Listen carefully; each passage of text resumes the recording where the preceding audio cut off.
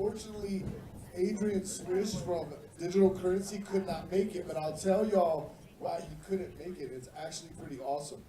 Adrian is Zoe Osama's manager. I don't know if y'all have heard of Zoe Osama from California. He has been out for 10 years, and he had a hit, a regional hit in the last month called Underrated. That song has garnered so much attention that he is dealing with Atlantic and Universal today, trying to get him a deal.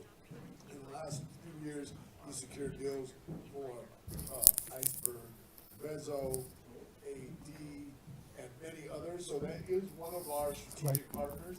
So continuing to work with us, those are the type of people that you have access to. So unfortunately, Adrian couldn't make it, but Digital Currency, I am an A&R for him, so we can't put out NFTs, NFT videos, or any of that material. So please continue to tap in. Also, we want to welcome Chris Zacher, Director of Partnerships, former Executive Director of the Levitt Pavilion, but he is Gold Star Events. Is that you, Chris? Is that you there? Okay, awesome. Like, I don't know everybody. Jordan Alston, the head of Artist Partnerships at Singer. Raise your hand. Perfect. Okay, so once again, thank you guys for coming back. The auditorium, the inaugural auditorium. Please use the hashtag the auditorium on IG or Twitter, and give our panelists a round of applause. So real quick, just 20 to 30 seconds, if you could each go through and give yourself an introduction of your credentials, starting here with it. There's 30 million artists in the United States, and less than 1% of them make $40,000 a year. 15 years ago, I got fired from my day job, and he had a bunch of stuff go down, and we figured out how to live off music. I'm a rap artist, he's a rap artist. And they just headlined Meow Wolf. We sold out Meow Wolf a couple days ago. It was pretty cool. During COVID, when the whole world shut down, we lived off of music, touring and building communities in little markets around the U.S. And when the whole world shut down, we had to pivot, and we came up with an app idea that helps take artists from opener, headliner to on tour, independently, without managers, without agents, without really any connections at all. All they need to know how to do is hustle a little bit, and we kind of built a roadmap for success, because we want to make music a day job similar to being a doctor, being a school teacher, or being a McDonald's employee. My name's Hypnotic, my mom calls me Brian, and here's my partner, Sean. Also known as King Tef. I'm Sean, aka King Tef. Of course, I did music for 15 years with this gentleman right here, and now we have built an app called the Concert App, QONCRT. Basically, just helps artists figure out how to control fan bases and understand how they can build a career in music. So that's basically what I do, kind of did most of it. Thank you. Jordan, Theo. Theo Romeo, I'm the CMO at Audia. Credentials. I've been in advertising and marketing pretty much my whole life, so that qualifies me for something. It's like mostly bullshit, but I'm really good at that. And then music-wise, my senior project in high school was a 60-minute rap cassette with me as the rapper. You're welcome, University. That's it. All right, Chris Zacher. My name is Chris Zacher. I am the former executive director and CEO of Levitt Pavilion Denver. I was the executive director of City Park Jazz. I am the CFO for Hertz Presents in Texas. We're the largest independent promoter in the state of Texas, based in Austin. We own a bunch of venues and festivals. I'm the director of partnerships, music, and comedy for Today Tix Group, Gold Star. It's an international marketing and ticketing partner for mainly for Live Nation and AEG. When they have distressed inventory, we help them move it because they don't want to put discount tickets on their own site. And then I also book the Crested Butte Center for the Arts right here in Colorado. So a little bit of everything. I'm one of the founders of NEVA. I helped craft the Save Our Stages Act, the SOS Act, to save tons of venues around the country. I still work with them on their various committees and go to Washington a lot and lobby for music for independence. Thank you, seriously. And last but certainly not least, Jordan Alston. How y'all doing? Jordan Austin, head of Artist Partnerships with Singer. whenever anybody, whenever the labels put music and gaming for in the metaverse space, or if you see an artist pop up in the metaverse space or in a video game, I probably did it. And man, yeah, been in music for 14 years now. That's been awesome. in business, and so yeah, I'm just an average guy doing music stuff. Nothing major. Awesome. So we're gonna start our first question for you, Jordan. The first question is, what problems in the industry can be solved with innovations in technology? Is it a trick question? Trick question. I mean, a veritable menagerie of problems. Maybe give us just one. Well, off the top of my head, I think about a catchphrase that we hear now often is community. And when I look at what's going on in the Web3 space, it's all about cultivating, individual fans, one fan at a time, and using those numbers to build organic experiences, which, back in the day, music was kind of like, hey, this is what we got going on. You show up and you're going to take this and you're going to like it, or you might not like it. But nowadays, it's kind of, it's like, hey, well, let's engage the people and see what they really are looking to see. Let's see what they want to hear. Let's try to figure out what experiences they want to have. This is a communal, music is a communal experience.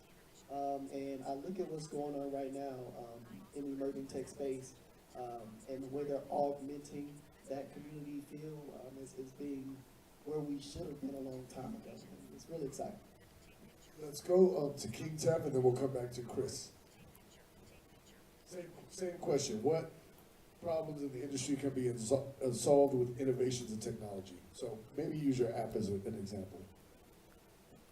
Well, from the point that we come from is we take out all of the middlemen in the industry from the side of I hate to say we cut the bulk out, but I like the idea of artists straight to consumer versus the idea of a lot of artists go to labels and everything like that. I feel that artists should control their own fan base. So within my app, knowing that the technology that I have can actually make it easier for artists to book shows, tour, and do tons of different things, from understanding who their super fans are to understand where their fans are.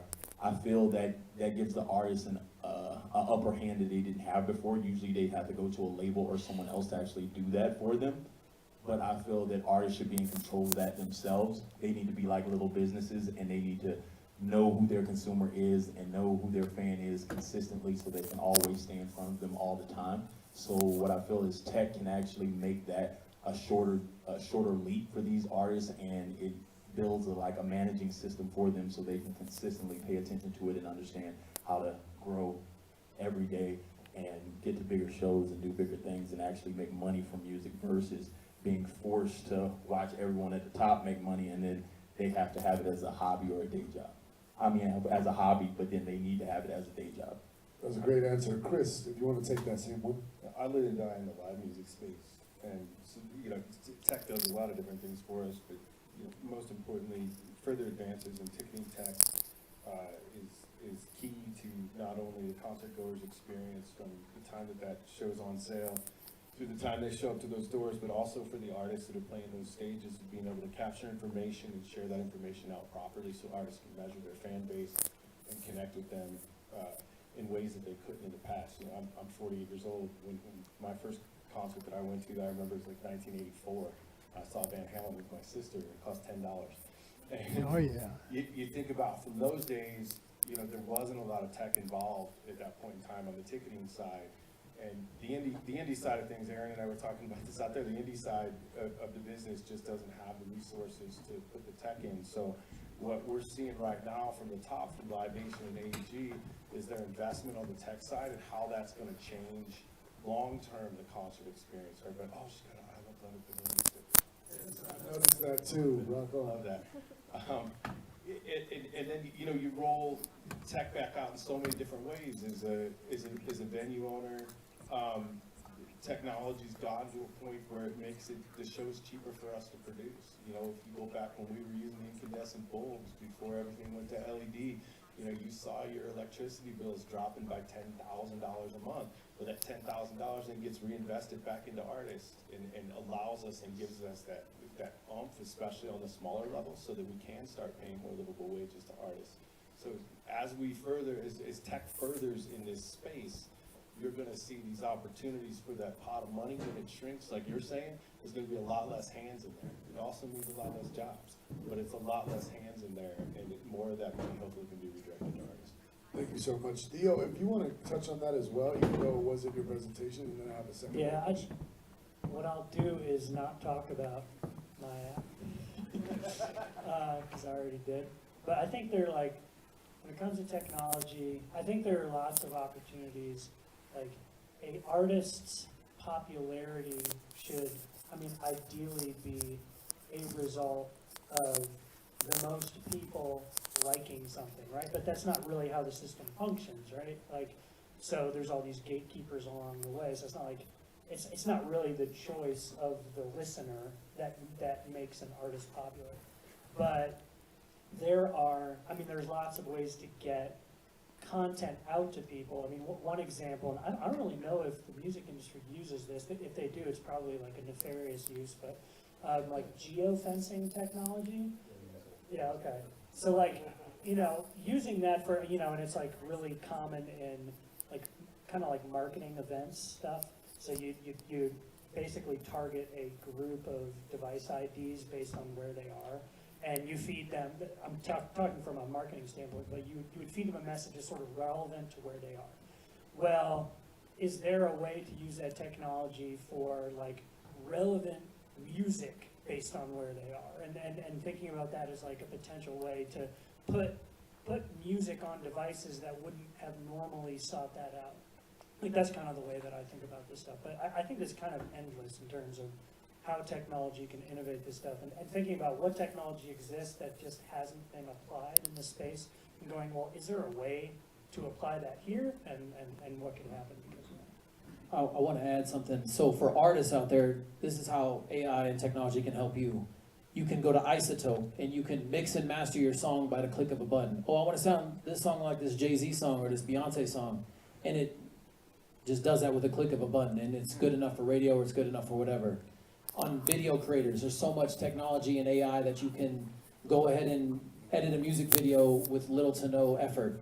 You got ChatGPT that can write you a song or write you, the other day I needed a sponsorship sheet, so I went to ChatGPT and I was like, write me an email saying, I want an introduction email to this sponsor, or write me a sponsorship sheet, or write me a song, or write me whatever you want. So right now, technology, it scares people because it thinks you're gonna take your job. You just have to be more creative. Because nothing's gonna replace a human, but at the same time, these tools can be used for good or bad, depending on what you do with it, but they're here to make your life easier and utilize them so we can move faster and get to the end goal quicker.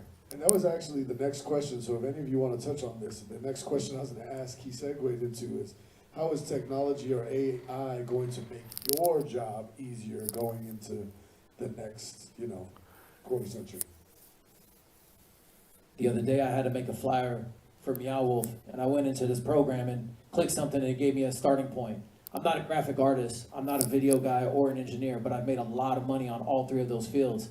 Because when you're an artist, you have to get creative. You can't just rap a song or sing a song and make a living. You have to do 20 things. Think of yourself as like a startup. If you don't know a lot about startups, do some research on it. Every artist is a startup. And these tools here can help take everything you do to the next level. Promotion. I had to take an ad out for Meow Wolf, and I didn't want to learn Facebook ads. So I went to this program and I put in $50 and we had 177 clicks. It did A/B testing. And that may have pushed us over an extra 100, 200 tickets sold. Because it's insane what you can do. So pay attention to what's going on. Utilize these tools. Don't be scared to spend a little bit of money and try it out. But it's all trial and error. But it's really, the success is in your hands and you can go as far as you want to go. It depends if you're willing to do the work and try stuff out or not. Let's get Jordan to answer that one. I feel like he works in that field. Yeah, man, for me, personally, I'm excited about technology working in my favor because, it kind of makes me the new A&R, right? I'm kind of the new gatekeeper in that sense. Right now, I work with all three majors, all their sub-labels. I work with the largest indie labels as well, except Empire. We're working on Empire. So Empire, if you're seeing this, call me. I know the president, we're gonna hit Bobby right now. Call me. But it makes the technology in a sense is, I feel that through us and by distributing the power that labels traditionally had into tech companies or these other conduits is democratizing music in a way that I like. But then the flip side of that is people like myself get to go out and find artists that I'm really passionate about, or people that I feel like should get a shot. And I could take an indie artist, someone, let's say from Denver, and I could put them on stage with Lil Yachty in a metaverse space or something that we're featuring or a deal that we got going on, because I have the carte blanche to do it and nobody can check me on that. You know what I mean? That's different. That's not something that has ever existed before. Sometimes I'll be on a Zoom meeting, and I'm not gonna lie, I might be power tripping sometimes. But, I feel like it's fair, anybody that really believes in artists and real music, they believe in artistry and in actual musicians and the rights and the freedoms that artists need to have to be able to be what they need to be in this environment. You have to have people that are willing to, step out on that limb and, place the little guy on the stage with David and allow him to do his thing. So that's something that tech allows. In my position, I'm afforded to do that every day, and it's an honor, really. Let's get Chris to answer that one too, and then we'll go to the next question. Well, I don't know if I have a good answer for that, but. Does AI or tech help you in your own field? Yeah, I mean, it helps every day. I mean, when you talk about what we do over at Today Ticks, I mean, we're moving inventory. We've got high overhead for low results back. If they've got a ticket on sale for, say $100, I'm moving that ticket for them, and I might be making 5% or 10% of that ticket. So I'm making $5 or $10 per ticket that I'm selling. So we utilize AI so we can cut down on human capital. And again, it's not really getting rid of jobs. It's just learning how to do something new. But we can cut down on human capital so that we don't have to have giant call centers and that available. That drives up the cost for you, right? Yeah, the human capital is expensive. The tech capital long term, I mean, the upfront costs are high, but the maintenance costs on it are pretty low once you have it implemented and everybody trained. And I mean, that's just the ticketing side of things. There's a lot of ways that tech is just innovating how we function as promoters, and how we're able to make all these efficiencies that we get within our productions. And that starts at the bars and ticketing and rolls down to the production side of things. This next question, actually, go ahead, Sean, and then we'll go to you. I just want to say one thing from the artist side of the point of view of like tech, because of course I own an app, but on the side of me being an artist, I just like to say, make sure you pay attention to tech as you use it as a tool, not as the god of the music industry. Because what happens is what we've seen with TikTok and Instagram, is where we use it as a god, and then it tells who is supposedly popping, and then they come out here and they can't sell tickets at all. So a person can be, I watch artists online and they have 10 million followers and can't tour, and they'll call me to help them. They'll call me to help them tour. So how is that possible that you have 10 million followers or you have 100 million Spotify plays and then none of this happens? So always pay attention and use it as a tool to help you get ahead in life, but understand where it ends, where it starts, and where it stops. Because the reality is you still have to put, and I cuss it now, you still have to put asses in seats. And that's what my whole career is I put asses in seats, and that's all that matters at the end of the day is the human connection between me and my fan. Fans vote by using their hard-earned money to see you. So at the end of the day, you can have all this advertisement, everything like that, and can't put nobody nowhere because no one connected with you as a person. So just understand that. And also that tech that's employed, like you're saying, it shows you have 10 million fans. You probably don't have 10 million listeners. You probably don't have 10 million fans. If you've ever, you can subscribe to these things even on Instagram that just bring you all this bullshit that isn't real. And it's hard to decipher. And I think the next move on tech is how do we decipher between what's reality and what's fantasy for us? Because there's a lot of fantasy. And that's one of the spaces where my app has come in because I teach artists there's a difference between fans and followers. So I like to calculate within my app, who are these fans that are actually coming to see you, so you know who exactly they are. When we say fans are people that will spend $100 on you a year.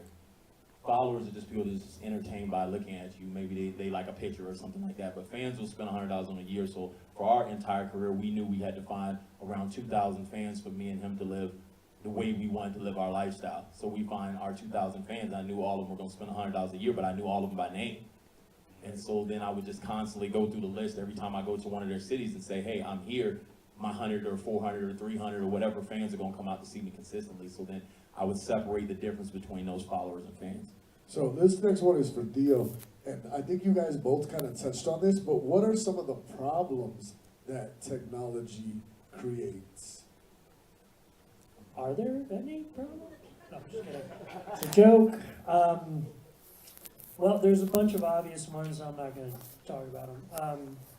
The one that comes to my mind quite often is like, so if there's a process that normally takes 10 to 15 specialists or experts in various like steps of the process or fields to do the whole thing right. What technology does is it kind of like consolidates that into less and less hands, fewer and fewer hands. So, well, now I don't need a producer because I have this program and I can kind of make that work. And now I don't need marketing because I have this thing, like, which is, it's like both a blessing and a curse. So for me, like what I try to remind myself is like all of these technological advancements will eventually allow a single person to do the job of like 10 people. However, none of these technologies make that one person an expert in 10 jobs. So it reduces the quality. Right. And so knowing what you need someone who's really good at doing a thing, when you need to rely on someone versus I could do like a mediocre job and it could be passable, it becomes harder and harder to know where that line exists as more and more technology occurs, because what also happens is as there's more technology that helps us all do everything and like save time, the expectations that a single person should do everything increases. Everyone's like, well, you can do that, so why wouldn't you do that? And you start to do that in your own head. So I think that's like, Absolutely, and I call that the diner mentality. Like, if you go to a diner, the person can seat you, wait on you, even cook your food, all like just one person. But it doesn't mean it's going to be 5-star quality. It's going to be diner quality. Did you have something, Brian? So back in the day, they made a remote control for the TV, and you stop getting up to change the channel. You become lazy. Like, tools make you lazy unless you learn how to use them. And then that's the one thing you do not want to be in this music business, is lazy. You have to outwork everybody. People think that certain tools or certain people are going to help take you to the next level. That's absolutely a lie. You are going to take you to the next level. Even though this technology is going to help take away those 10 people, you still have to like learn that technology, and that could take a year, could take 2 years. So just don't become complacent, don't become content, and don't become lazy at all. I just want to say, one of the things I've seen on the artist side, I don't know if you guys have seen it, but certainly not anyone on the end, because y'all seem like you're really on top of everything, creatively speaking. Technology, in my opinion, a lot of the tools that we have today have made some, not all, some artists uniquely lazy, right? You have artists that don't want to go to a studio session because they've never had to go to a studio session. You have artists that don't want to write. They'd rather just outsource all their writing to some random people online.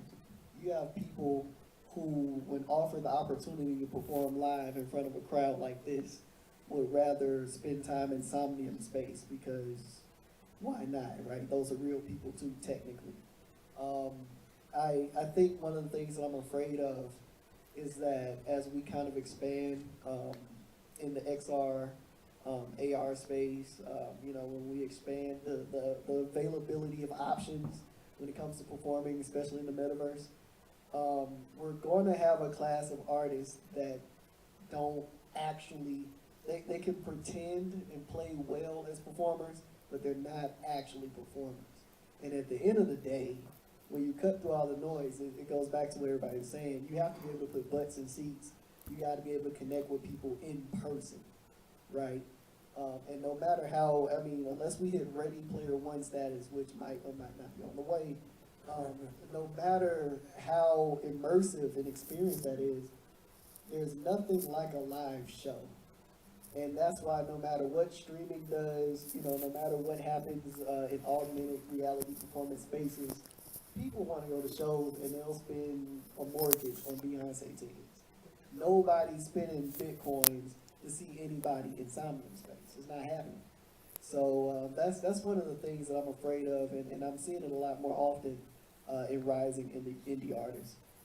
Okay, let's go to this next question.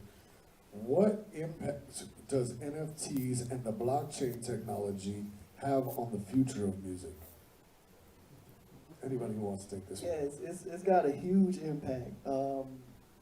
There's never been a time, right, where a random person can own a piece of an album and every quarter get a check for a single or a project. That's never happened before.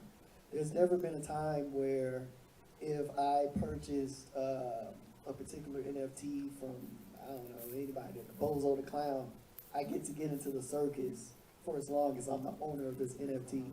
Like the access and the augmented experience in real life that being an owner, you know, having a stake in the game, even if you didn't write a single lyric, offers people, I think that adds so much more value to your listening experience and to your fan experience. And a lot of times, you know, I remember a couple of years ago, the main concept that everybody pushed was that you wanted super fans, right? You wanted fans that, you know, bought your t-shirt, they went to the show, they commented, you know, they knew your birthday, like, you know, all that stuff, right? To me, from a tech standpoint, NFTs and NFTs are the logical evolutionary step for that concept, right? I mean, if I really like somebody, or if I really like a clothing designer and I want to buy one of 20 shirts, then I want to know that this is a special shirt, it was a special experience making this thing, and I'm a part of something real. And that's what they offer, and I don't think we've ever really had that in the same kind of way before in music. Right. Chris, how does that impact ticketing and what you do? Not at all. Not at all. NFT's not fucking today, right? Yeah, not at all. I mean, that's not part of the live stage. Okay. It's like 100% of zero is still zero. So you get to own all this stuff, but you have to build the value in the stuff. So there's a process in the NFTs that I see. I don't know enough to really combat it or whatever, but I there's some kind what are those called, utilities or something? There's a process that's going to be something in the future, but you still, the people matter. If you the day we lose contact with people in reality, we're going to be lost in whatever. So, But I will tell you this, and I am working with the NFT company out of the Netherlands, and what they're doing is they're going to be undercutting Eventbrite. So instead of going to Eventbrite to create your ticketing platform, you'll get a ticketing platform that's ran through NFTs and the blockchain technology.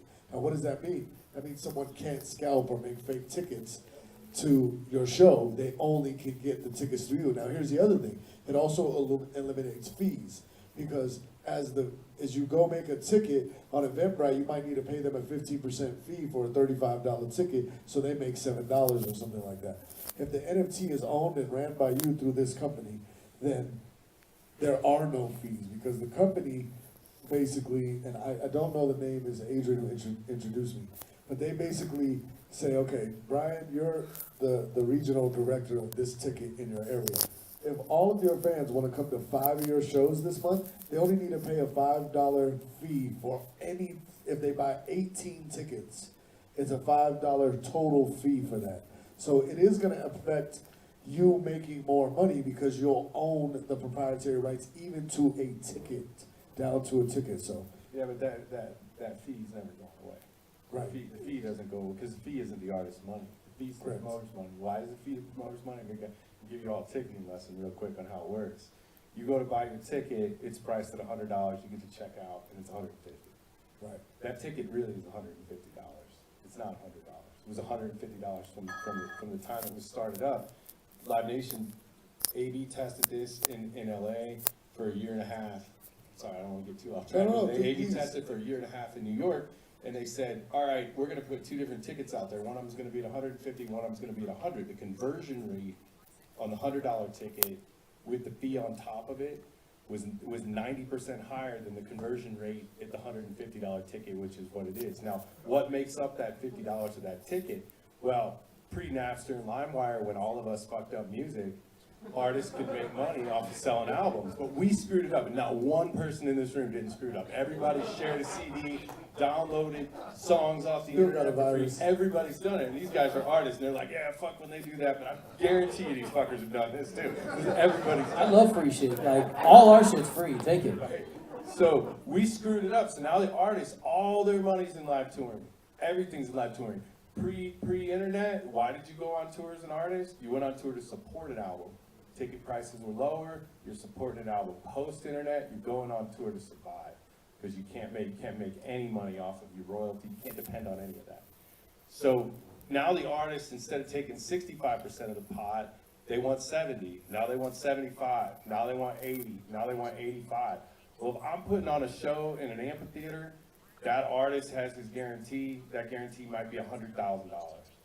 Now I gotta sell enough tickets to meet that guarantee, and then it's a versus deal. On top of that, they get 85% of the gross box office, of the net box office receipt. That's gross box office receipt after expenses. So there might be 50, 60,000 on that it costs to do the show. Well, the promoter's got to make money. The promoter is promoting the show. The promoter has staff. They got marketing costs. The artist Gotta is pay the taking DJ. almost all the money. So that's your fee. Now, Eventbrite, whoever ticketing company, they're giving you that ticketing, that for free. They need to make money off it. And it might be $2 a ticket, but now I'm so screwed because I can't make enough money off of the doors that I need the ticketing company to give me an advance. So they give me $1 million advance. I gotta pay that back. So that $2 fee from them now is $5. Now I gotta empty my trash, I gotta pay my electricity bill, and I can't do that. All I can pay is my staff off of what I'm making from the artist. So I got a $2 facility fee on it. Every time you guys go to Red Rocks, every time you buy a ticket there, you're paying $9 in parking, whether you parked or not. You think that parking's free? It's not. It's $9 for every single ticket. Goes back to the city and county of Denver.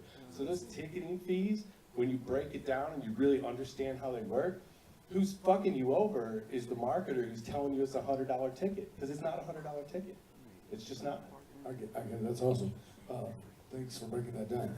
I do have one Go ahead, quick continue. point. Theo was gonna And follow next. I might have like a narrow view of this, but I think I hear NFTs talked about in relation to music a lot, and it's like, oh, now artists can make money where they couldn't make money before, and it strikes me as really kind of irresponsible to make that point sometimes, because the problem is people don't think music is worth money. Like, most people are like, why do I have to pay to hear that? I already What a paid Spotify crazy $10 a concept, month. right? To have to pay to hear that? I should just be able to hear that.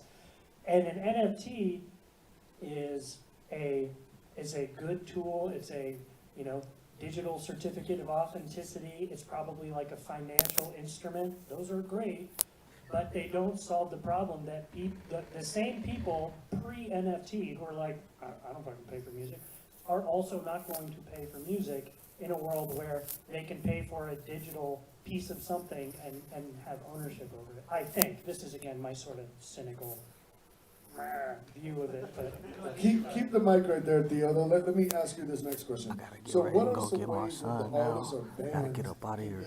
handle But that you going to the one tomorrow? Yeah, You did? 4:30. Okay, I'll be there. Literally In the theory. least person who should answer this question right now. Okay, who wants to take that one? Come on, Marcus.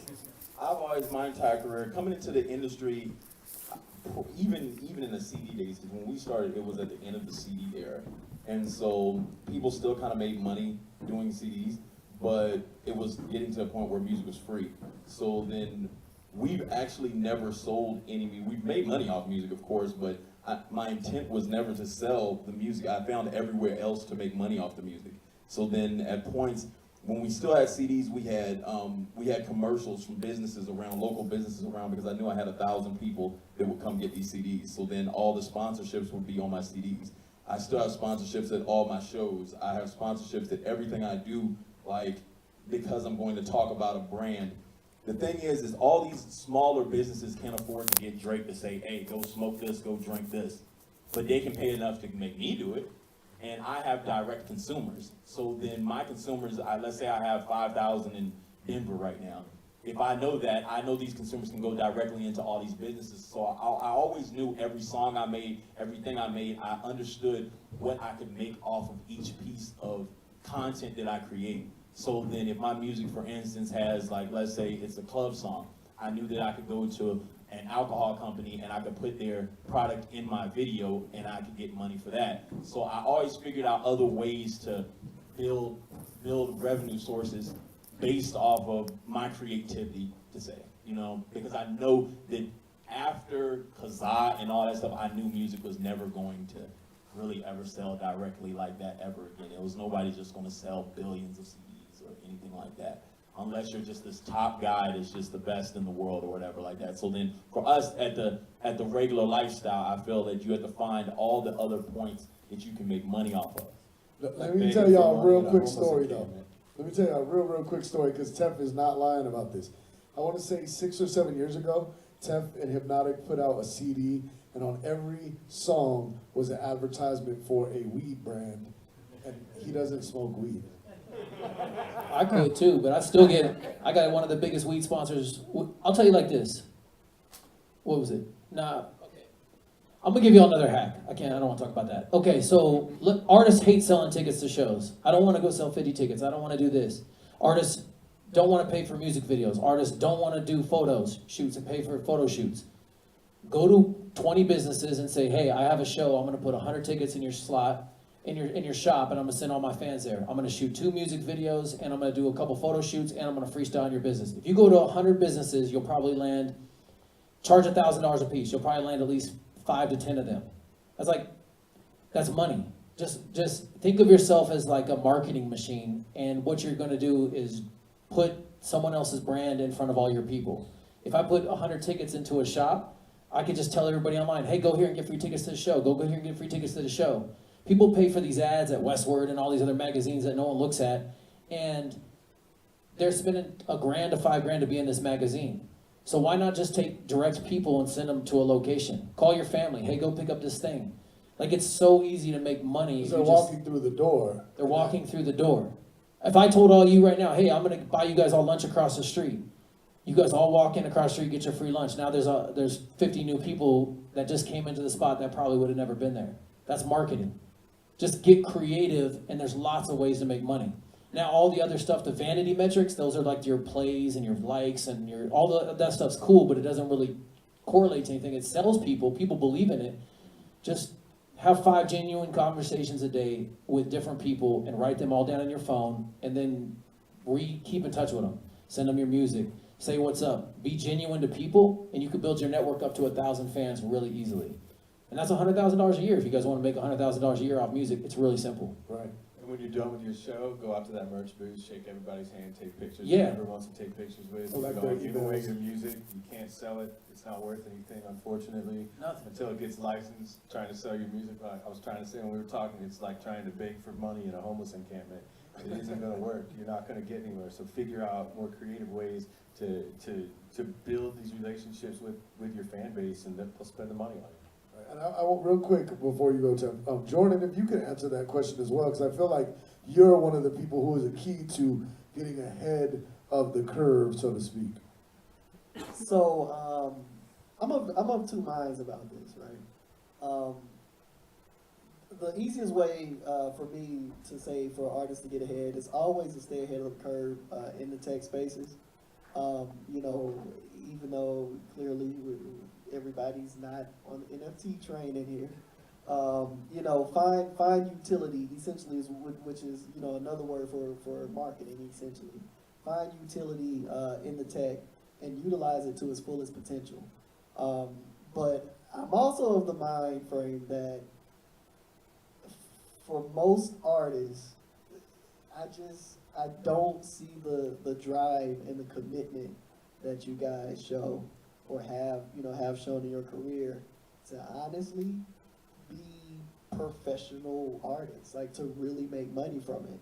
For a lot of people, it sounds nice as a vanity project, but I just, maybe 3 or 4% of the indie artists that I come across, and honestly, not taking shots at anyone, but some of the major artists that actually have deals don't want to do anything. And so, if you ask, what is it going to take for artists to get ahead, 95% of it is mental. It's between your ears. You have to have the fire and the drive to do what you want to do. I could give you all the tools. I could sit up here and say, look, I know an artist right now who makes brand new classical music, which is wild concept when you think about it. But she makes brand new classical music, performs in Somnium Space. She makes about $15,000 a month. But it took her a year and a half to establish the relationships and the fan base to where people who had never heard of her said, you know what, I want to spend half an ETH, or I want to spend, a quarter of a Bitcoin to come in here and see her perform in this digital venue. She's never actually done a live show. She's going to do her first live show at South by Southwest this year. And so I think about that kind of dedication, where you have people that aren't afraid to look stupid. They're not afraid to try something new. They're not afraid to fail. That's really what we're talking about. You can't be successful in any facet. Nobody sitting up here on this panel right now hasn't failed. Probably failed drastically. More times than one. Yeah, I mean, exactly. I mean, I have a story about an artist I signed and a $900 bra that I had to explain to a board of directors for a music video. Like, you have those things, and where, for all intents and purposes, you should have quit, but we didn't quit. And that's really what gets you over the hump, and that's ultimately over any tool, what gets you to where you want to go. So, it's 20 just the hustle. seconds. 20 seconds for the last four. Each give all the artists one piece of advice. Don't expect it to come to you. You're gonna have to go get it yourself. Short and sweet. Thank you, Chris. Theo? Think about your music as the marketing and no longer as the product. Because people ain't buying it, but it's how you make money.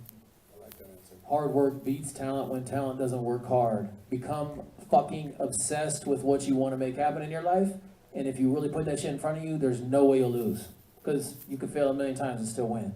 Jeff? Can I just give the idea that I was gonna give right before this? I'm just gonna give you just a quick example, because we talk very, very openly about get these fans, it's easy and shit like that. Like, hey man, just get these fans. But I'm just gonna tell you the dedication in it is when I would go into when I first got to California and I didn't have any fans, the quickest thing I did was, and this is using tech and stuff to get ahead, I went on to Tinder, got the paid for the version, and I swiped every girl that was in the area. And then I told them I'd be at my show. And so the dedication of that, the turnover fans, I did it all day. So then it's just one of those things. Look at different ways of how you're going to do this to figure out how to get in front of people and get in contact with people. Use it as a tool and make sure you consistently stay on it all day. And I ended up with 200 fans that came to Novo to see me. How many stalkers? 15. I was just like, Such stalkers are super fans. We also hit the streets and went into every single business, shaked everybody's hand, and acted like we were somebody. Let's let Jordan take 20 seconds and we'll finish here. Take a break. Embrace no. You're going to hear a lot of no's. You're going to hear a lot of you can't do this. You're going to hear a lot of you're crazy. This isn't normal. Nothing about this life is normal. No rational person goes into any facet of the music business. I don't care if it's the janitor. So embrace that. Step into that fully and chase this thing, man. But chase it smart. Use all your tools and be fearless. Give all of our panelists a hand for the democratization of music. And we're gonna take a 10-minute break. Hold up, can we take a picture with them real quick? If that's what you wanna do. We're artists, so like these kinds of things help us out on social media. I don't know how we do it, but I'm gonna get behind y'all so I get the panelists in this too. Y'all turn around, get in this picture. Come on, 1, 2, 3, say auditorium or something. Dope, thank y'all. Okay, we'll be back at 3:15, so feel free to get something to drink, use the restroom, and we'll be back with our next panel, which is the in-studio panel. Do not miss it. And then we have one more panel after that, and we are done. Thank you guys.